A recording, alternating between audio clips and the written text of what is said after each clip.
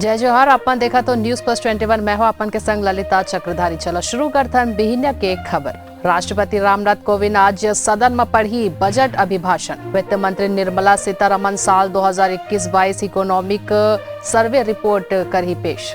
Budget सत्र ले पहली सरकार के तरफ ले बुलाए गई सर्वदलीय बैठक।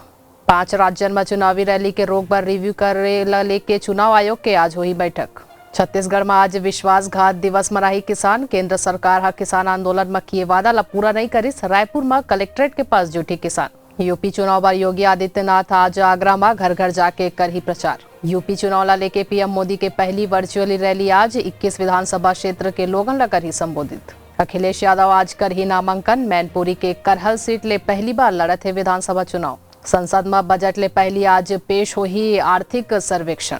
पंजाब विधानसभा चुनाव सुखबीर बादल आज जलालाबाद ले नामांकन कर ही दाखिल। ऐसा नहीं तमाम जानकारी ले लगातार अपडेट रहे बर हमारे चैनल लाइक और सब्सक्राइब करना जन भूलो। नोटिफिकेशन में बेल आइकन ला गलो दबाओ। देखत रहो न्यूज प्लस 21 आप मन के हक की बात।